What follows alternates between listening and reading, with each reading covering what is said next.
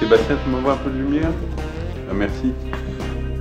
Bonjour, je suis Éric Leblanc, je joue actuellement dans un spectacle qui s'appelle Petite misère de la vie conjugale d'après Balzac. Je joue le rôle de Balzac dans la pièce et je vais mettre en place mon accessoire principal. Voilà. La représentation peut commencer.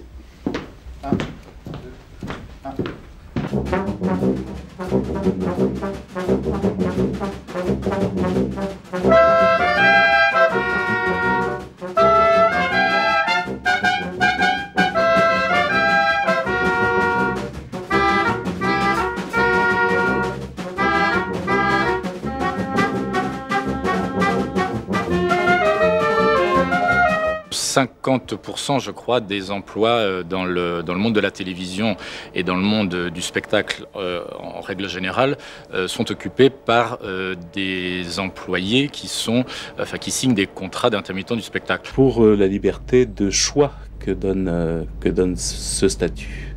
C'est-à-dire qu'en fait, nous sommes au contrat à durée déterminée, nous choisissons les films dans lesquels nous avons envie de travailler, et c'est à chaque fois une aventure. Et non pas un travail régulier, tout le temps le même, avec les mêmes gens. Ça, c'est une première réponse. Et la deuxième réponse, ça serait qu'après, au bout de quelques années, quand on sait à peu près comment ça se passe, on reste intermittent à ce moment-là, parce qu'on veut travailler pour plusieurs types de productions. On veut tâter un petit peu de tout. On veut faire du documentaire, on veut faire de la fiction, on veut faire de la télé, on veut faire du cinéma. On veut faire de l'institutionnel, donc on reste intermittent. Le statut d'intermittent est le plus pratique, le plus souple. Il permet à la fois de travailler dans une institution quand ça se présente, et puis il permet de reprendre d'autres activités les plus variées possibles. Ça va, comme tous les comédiens, du théâtre au cinéma, en passant par le son, le post-synchro, c'est pratique. Et au début, je trouve que c'est le statut qui convenait le mieux à l'exercice de cette profession. J'ai toujours fait ça, j'ai toujours eu envie de faire du théâtre, jouer la comédie. Donc je ne sais même plus si c'était un choix. Je ne pouvais pas faire grand-chose d'autre. Bien, tout d'abord parce que je suis musicien et je pense qu'il est important d'avoir un statut juridique auprès notamment des institutions, de la sécurité sociale, des ACDIC, pour pouvoir bénéficier d'un certain nombre d'avantages, comme si je faisais partie du régime général. Alors le choix de ce statut, il est venu un petit peu naturellement, je dirais, puisque j'ai été salarié d'une société de prestation vidéo pendant 8 ans. Bon, je me suis dit, c'est peut-être le moment de me mettre intermittent. Pour pouvoir travailler quand je veux, à mon rythme, et parce que je suis un grand feignant devant l'éternel et que j'ai besoin de me reposer et d'avoir du temps de libre. Et que je voulais pas travailler du lundi au vendredi avec des horaires fixes. On dit qu'on travaille quand on veut, c'est pas vrai. On est toujours obligé de répondre oui à la demande du client quand on nous appelle, parce qu'on marche au coup de téléphone, où il faut toujours avoir un portable quand même, parce que ça facilite la façon de travailler. Et il n'y a pas d'avantage de ça. On m'a proposé d'être assistante du producteur et il se trouve que c'était un statut d'intermittent, donc c'était pas vraiment un choix.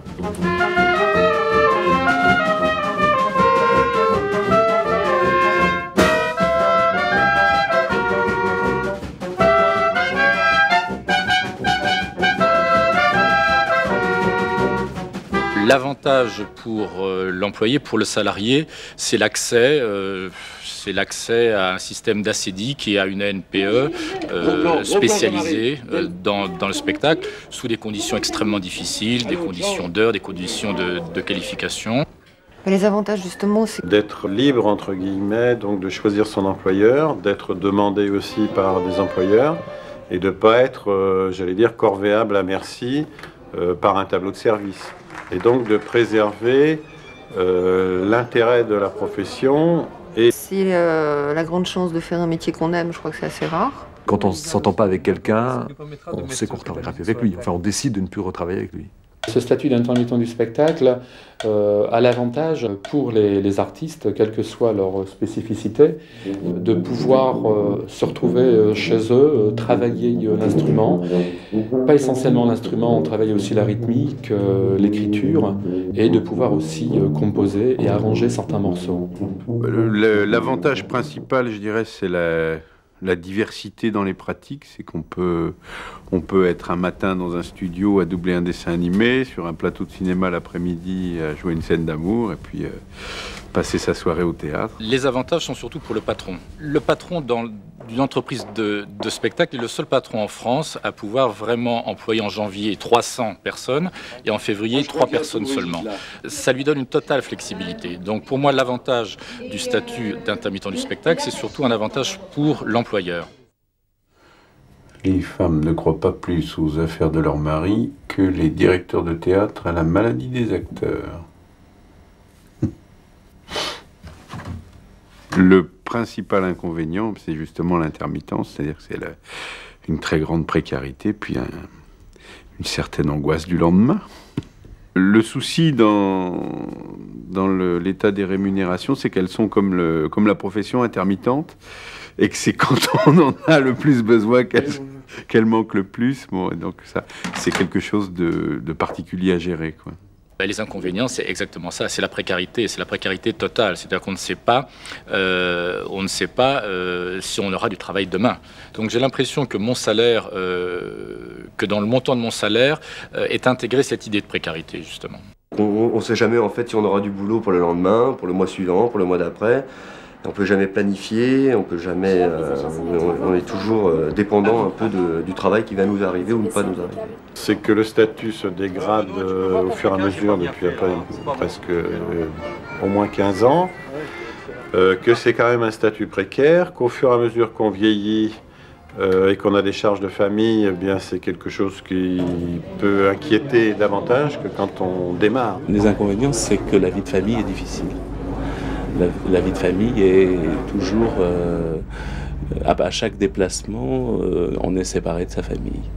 On arrive à en avoir une. Moi, je suis avec la même femme depuis 25 ans. Mais bien sûr, nous avons de nombreuses retrouvailles, ce qui fait que la routine, là aussi, est difficile à s'installer. Les enfants, c'est plus difficile encore, parce qu'on leur manque et parce qu'ils nous manquent. La pièce que je joue en ce moment s'appelle « Petite misère de la vie conjugale ».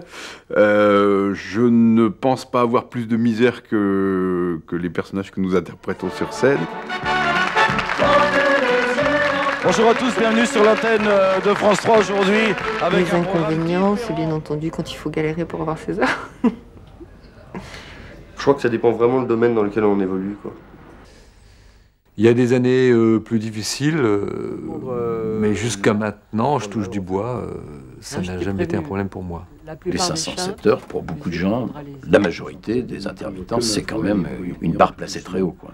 Par exemple, ma compagne, qui est comédienne, jongle avec les heures. Les jeunes comédiens, et des comédiens plus âgés d'ailleurs, connaissent une véritable course à l'heure en tant qu'intermittent par rapport à certains de mes collègues. Je gagne très bien ma vie, ça va. Ces 10 dernières années, il y a eu une vraie baisse de pouvoir d'achat du fait que les forfaits se généralisent, c'est-à-dire que toutes les heures de nuit, les heures supplémentaires sont de moins en moins payées, surtout en termes de long métrage, dont le financement est devenu de plus en plus difficile. Bien, oui, l'objectif, c'est effectivement de rentrer dans les critères des ACDIC du gouvernement sur la base de 507 heures.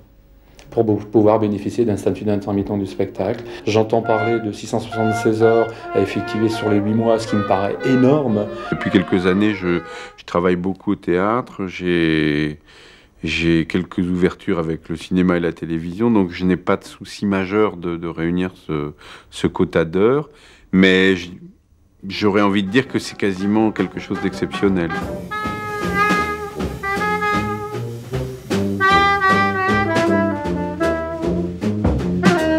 Il faut savoir qu'on a toujours plusieurs employeurs en même temps, et ça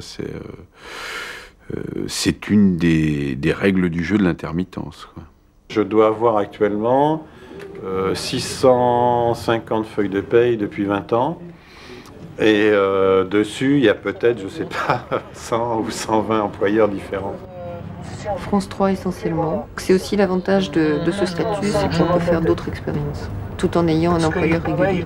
Je n'ai qu'un employeur. Moi, je fais partie de ces intermittents du spectacle qui sont en fait des faux intermittents du spectacle.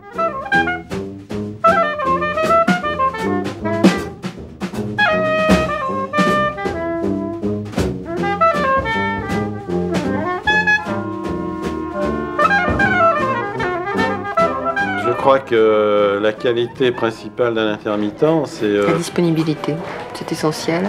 Et aussi avoir la passion de ce qu'il fait. Parce que ça demande beaucoup d'énergie, ça demande qu'on se lance vraiment complètement dans ce qu'on fait. Et il faut vraiment faire ça par passion. C'est qu'il faut que le travail soit primordial dans sa vie. Sinon, on ne peut pas tellement être intermittent. Je crois que la qualité première, c'est la souplesse, l'adaptabilité, la curiosité aussi. La curiosité, puis bonne dose d'énergie quand même. Oui, beaucoup d'énergie. Des nerfs d'acier. Des nerfs d'acier pour justement pour intégrer en permanence cette idée de précarité.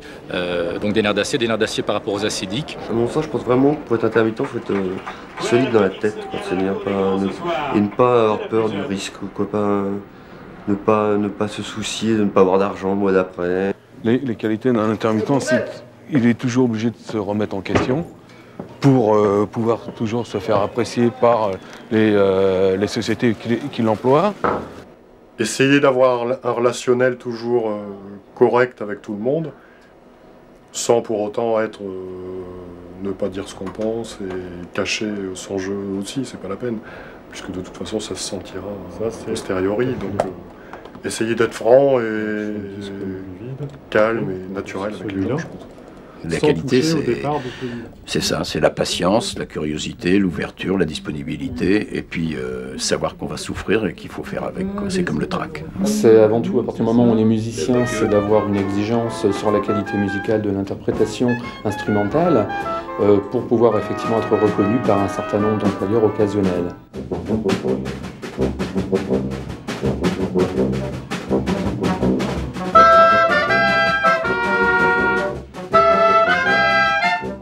Aller s'installer à Paris déjà. Un jeune qui débute, je lui conseillerais de s'installer à Paris. C'est vraiment d'aller là où il a profondément envie d'aller, où son désir le mène, que ça soit dans un statut ou d'un autre, mais de faire ce qu'il peut découvrir, qui est le cheville au corps. Faire beaucoup de courts-métrages, parce qu'on apprend énormément là-dessus. Même si on ne gagne pas énormément, mais c'est une très bonne école. Moi, le conseil que je me suis donné, c'est de prendre mon temps. C'est de pas vouloir aller trop vite. Foncer, accepter ce qu'on propose, en fait. Les places sont tellement rares dans ce métier, les fauteuils, les chaises ou les tabourets se libèrent tellement difficilement qu'en fait, il faut prendre ce qui se présente. C'est de ne pas ménager son temps et son énergie, et de s'engager à fond. Lorsqu'on lui propose un projet, il faut vraiment qu'il soit complètement dévolu à ce projet. Donner un conseil, c'est en vouloir sans arrêt essayer d'aller dans les sociétés de production, de prestations, de se faire voir, de se faire connaître et toujours se remettre en question et chercher à faire mieux. Vous pouvez le déclencher à l'aide. Eh bien, il n'y a pas que l'interprétation musicale, aussi après il faut savoir se vendre. Parce qu'aujourd'hui, si on n'est pas suivi par un producteur ou un manager ou un tourneur, il est vrai qu'il faut vraiment créer ses propres projets. Donc, aller de l'avant, aller taper aux portes. Si on ne connaît pas la patience, la curiosité, l'envie d'aller jusqu'au bout de projet, c'est-à-dire la détermination, c'est guère la peine de se lancer dans ce chemin de croix dont vous parliez.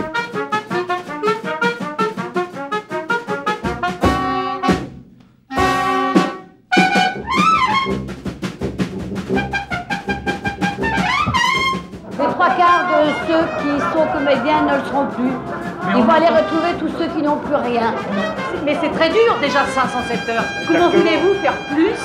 Faire 700 heures, 180 sur 8 mois. C'est ingérable.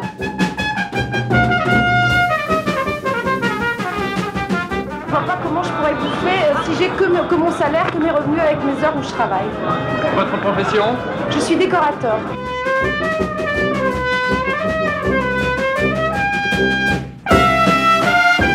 Le grand problème actuellement en France, c'est que si cette exception culturelle, qu'est l'audiovisuel et le cinéma en particulier, est abandonnée, c'est-à-dire que si nous subissons la loi du marché, le film français disparaîtra totalement. Et donc ces techniciens, et donc tous les travailleurs. Les dernières réformes, ça va avoir une influence directe et très négative sur la production de courts-métrages, par exemple.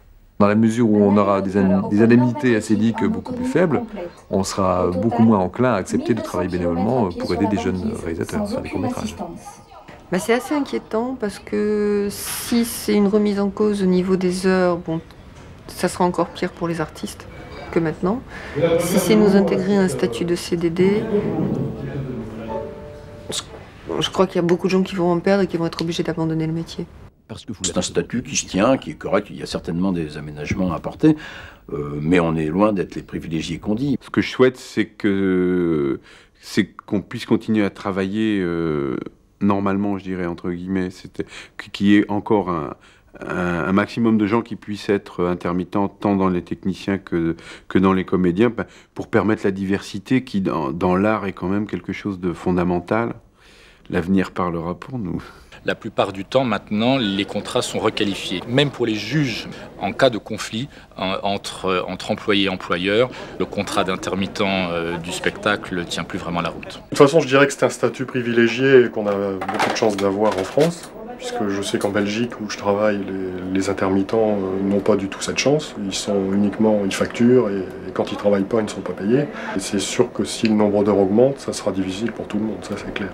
Et c'est ce qui se pressent, puisque de toute façon, on n'a pas à se plaindre, puisque même quand on travaille correctement, on est encore très souvent payé en ACEDIC pour les jours chômés. Donc c'est vrai que c'est un statut vraiment privilégié. Le statut de l'intermittent, je ne me pose pas trop la question parce qu'on vit toujours au jour le jour, où on ne peut même pas prévoir trop de vacances à l'avance. Alors penser jusqu'à mes 60 ans, il me reste quand même 20 piges à faire. Je pense que ça va être très très dur. Je touche pas à mon statut.